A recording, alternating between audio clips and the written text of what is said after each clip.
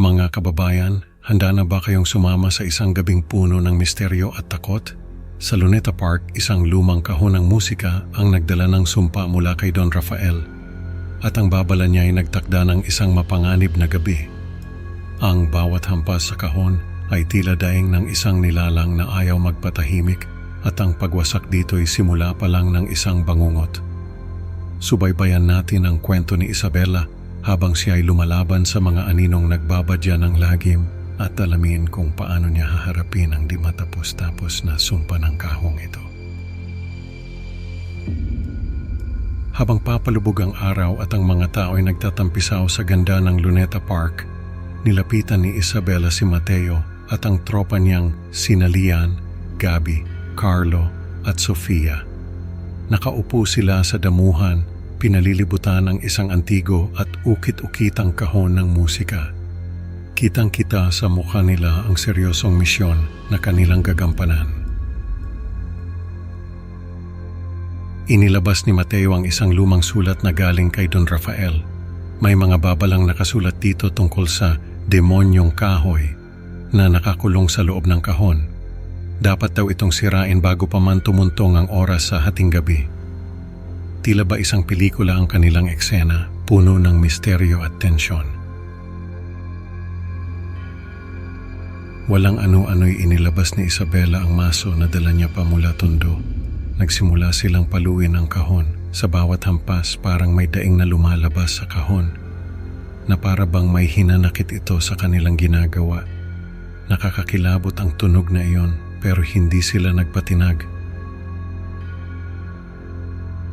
Nang mabiyak na ang kahon, agad na kumuha si Mateo at Lian ng isang piraso at inilibing ito sa tabi ng bantayog ni Rizal. Ang iba naman, nagmamadaling sumakay ng LRT at jeep. Dala ang iba pang piraso para ilibing sa magkakaibang sementeryo sa Maynila. Si Isabela, bitbit ang huling piraso, ay nagpa siyang itago muna ito at ilibing kinabukasan.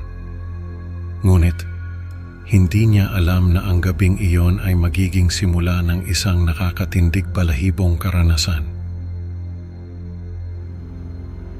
Sa isang madilim at maingay na gabing binabayo ng ulan sa Tondo, biglang nagising si Isabela sa pakiramdam na may mga matang nakamasid sa kanya mula sa kadiliman. Tila ba may nag-aabang, may nagmamatsyag sa kanyang bawat kilos. Dahan-dahan siyang tumayo at lumapit sa bintana at doon niya nasilayan ang isang anino. Hugis tao ito pero ang mga matay kakaiba ang ningning. Tila ba mga mata ng demonyo? Isang masamang pangitain na nagpapahiwatig ng hindi magandang mangyayari. Pagkagising kinabukasan, habang siya'y nag-aalmusal muling nagpakita ang anino. Kasabay ng kanyang pagpapakita ay ang malakas na ingay, parang mga kuko na humahagod sa yero ng bubong. Nakakapanindig balahibo ang tunog na iyon at alam ni Isabela na hindi siya mapapalagay hanggat hindi niya nalalaman kung ano ang nais ng aninong ito. Determinado at handa sa anumang mangyari, nilagyan ni Isabela ng kamera ang kanyang kwarto at hinawakan ng mahigpit ang baseball bat. Para siyang mandirigmang naghihintay sa susunod na pag-atake. Ano kaya ang susunod na mangyayari sa gabing ito na puno ng lagim at misteryo? Sa kalaliman ng gabi, habang ang lahat ay mahimbing na natutulog, ang katahimikan sa apartment ni Isabela ay biglang naputol. Nagsimulang mag-ingay ang mga gamit, parang may bagyong dumaan sa loob ng kanyang kwarto. Ang mga libro sa estante ay nagkalat sa sahig. Ang mga larawan sa dingding ay nagtumbahan at ang mga kortina ay parang may sariling buhay na kumakaway. Nanginginig man sa takot kinuha ni Isabela ang kanyang smartphone at pinilit hanapin ang pinagmulan ng kaguluhan. Nang makuha niya sa kamera ang anino, bigla na lang itong naglaho kasabay ng flash. Tila ba natunaw sa liwanag na wala ang anino na parang bula. Pagkagising kinabukasan, isang eksena ang bumungad kay Isabela na nagpahina ng kanyang tuhod. Ang kahon ng musika na kanilang pinaghirapang sirain ay muling buo at nasa gitna ng kanyang kwarto. Tila ba isang malagim na panaginip na naging totoo. Ang anyo nito'y kahawig ng aninong nagpapahirap sa kanya na ngayon ay tila ba isang bangungot na nagbalik para takutin siya.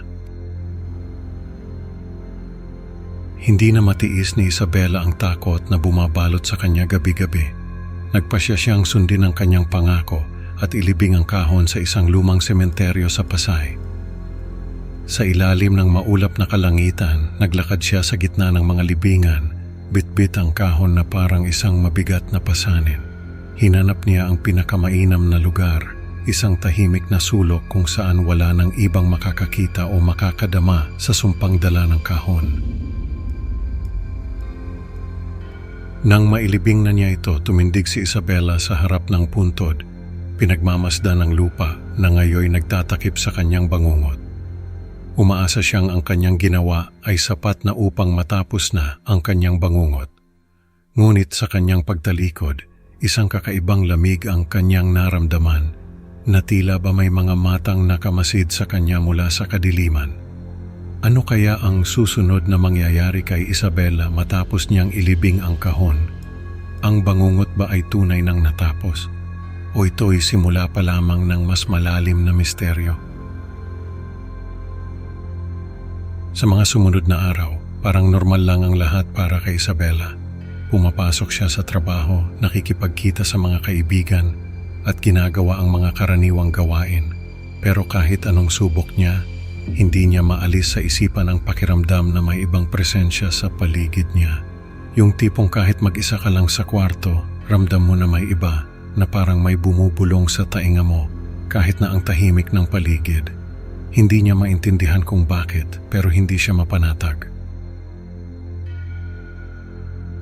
Ang hindi alam ni Isabela, ang mga pirasong kahon na kanyang inilibing ay hindi lang basta kahon. Bawat piraso pala ay may taglay na espiritu ni Don Rafael at ngayon gumagala ito sa buong Metro Manila. Saan man ito mapunta, dala-dala nito ang sindak at kaguluhan. Mga hindi may paliwanag na pangyayari ang nagsimulang maganap, mga aksidenteng walang dahilan at mga kababalaghang hindi may kakaila.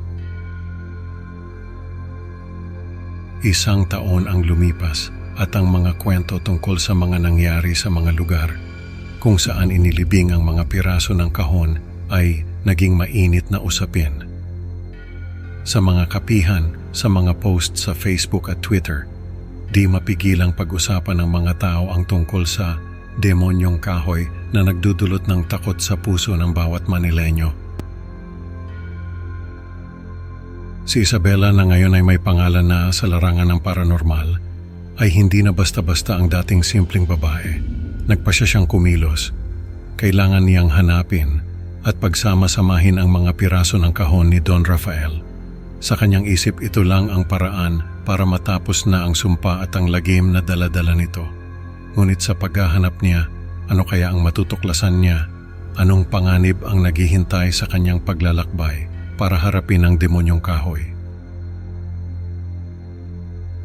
Sa huli natutunan ni Isabela na ang mga sumpa ay hindi basta-basta natatapos sa paglibing lang ng mga piraso.